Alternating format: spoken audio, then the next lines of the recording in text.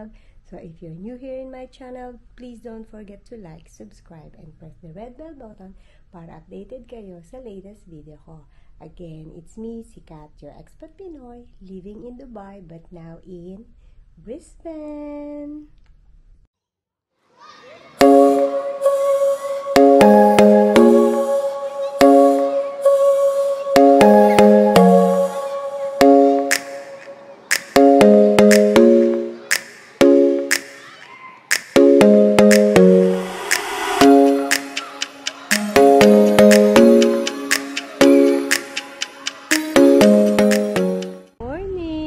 Good morning, Bebe. Morning. Hi guys, good morning. Today is Friday, 4th of August. So kahapon, hindi kami natuloy sa Koala Sanctuary kasi hindi available yung paghawak ng koala. Ang availability niya is for next week. That will be Wednesday, which is nasa Bohol na kami that time.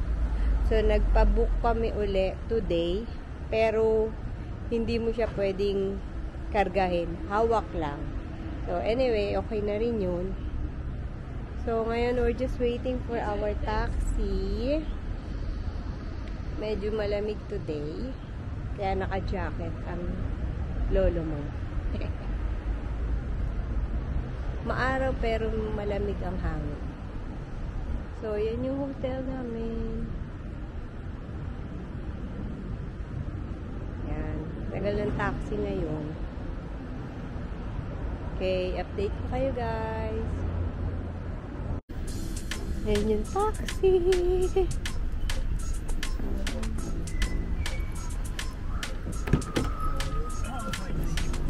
There's Lone Pine Koala Sanctuary, right? Lone Pine Koala Center in Victory. Yeah. Lone Pine Koala Sanctuary. Yes. Victory Portugal.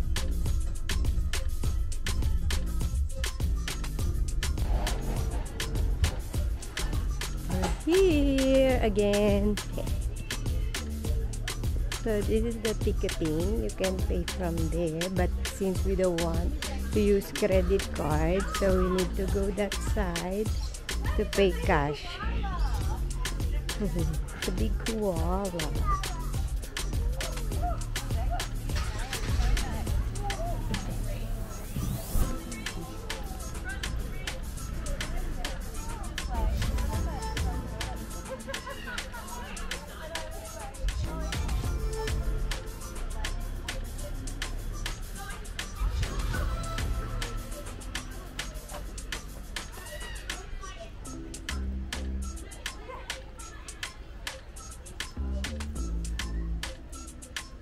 Look like more busy today than yesterday, right? Because yesterday was raining. Okay.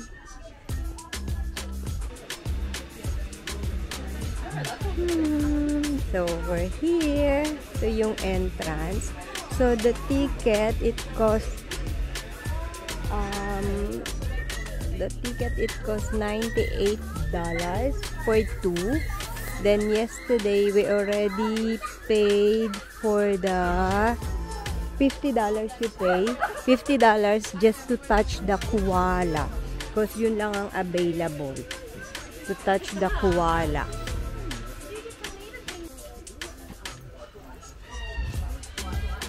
The big one, yeah?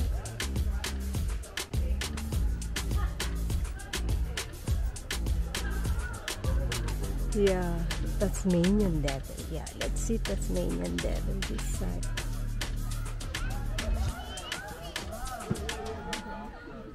It's a full grown. Huh?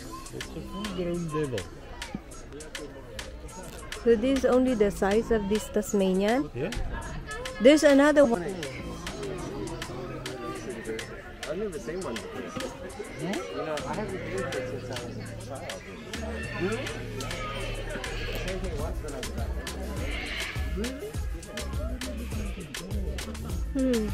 Hello, little one. Hello.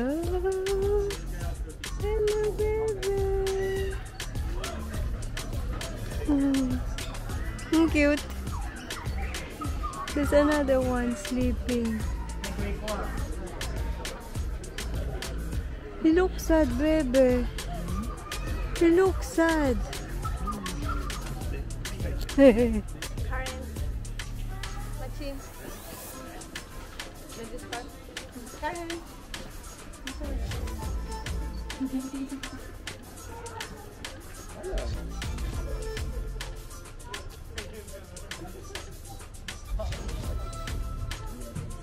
It's look heavy, be. Hey, taba. Yeah. Hi guys. Look. Ang taba nila, oh. Can you see? Ang taba, no? They're always sleeping. Saka mukhang mabigat. Ang cute.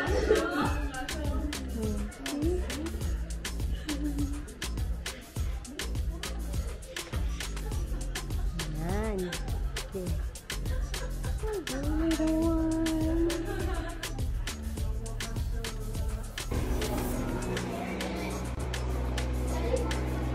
Parang siya ang vlogger. Siya lagi ang nasa video.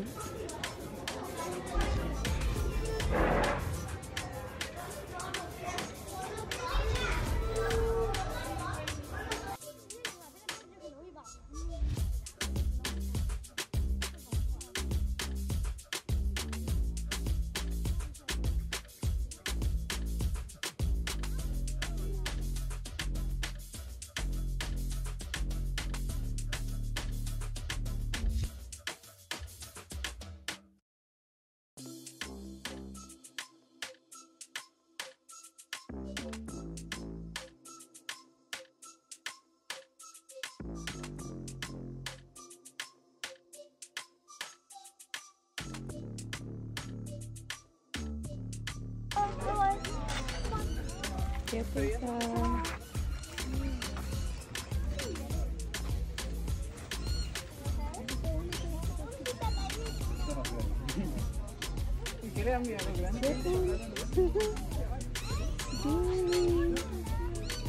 Go somewhere.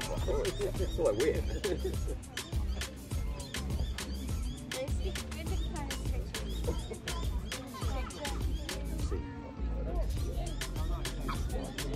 So, hello guys, pahinga muna kami. Kasi, 1:41 pa lang. Yung reservation namin para hawakan yung koala is 3:30 pa. So, pahinga muna kami dito. Tapos mamaya lalabas kami dito sa may restaurant magla-lunch. Ang bait na mga kangaroo, ang dami nila. Una nakakatakot. Pero pag hawak mo na hindi na. By the way guys, yung taxi namin kahapon from hotel papunta dito, nagbayad si Dennis ng $61 from yesterday, right? $61 kasi yung taxi na na-book ng hotel is business class. Nakalagay din sa taxi. Kasi mayroong iba-ibang klaseng taxi. Pag nag-book ka, syempre, mas mahal. Tapos, pero kanina nag-book uli yung hotel, yung tawag nila sa taxi na yung black and white. So, medyo cheaper ng onte. Mga $52 lang yung binayaran ni Dennis. Tapos, meron din malaking taxi, parang van, yung pang family. Meron din ganon. Tapos, pag nag-taxi ka, hindi basta-basta parang ang nasa Pilipinas o Dubai na kung saan mo gustong bumaba. Dito, meron talagang kailangan kang kung saan ka i-drop. Meron taxi na loading and unloading. Tapos, kahit passenger ka sa likod, kailangan naka-seatbelt. Ganon sila. Pero mahal. Tapos nanood kami ng sine kahapon. Mission Impossible. $9 ang isa. Tapos walang, kahit saan ka umupo. Hindi katulad sa Dubai na merong mga seat number. Tapos iba-iba yung rate ng kung saan ka uupo. Dito hindi, pare-pareho. Kumbaga, first come, first serve. So, kung maaga ka, makakaupo ka dun sa taas. Kung late ka na pumasok, dun ka sa baba. Pero same lang naman yung bayad, $9. Ayun na, magpapapicture na si Bebe.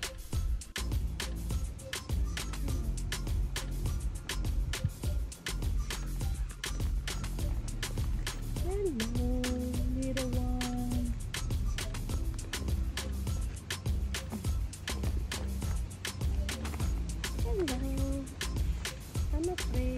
Yeah. Hello.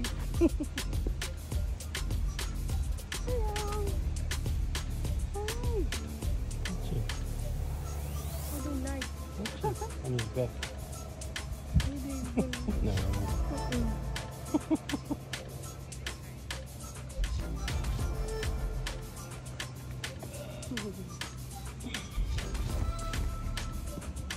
A few moments later.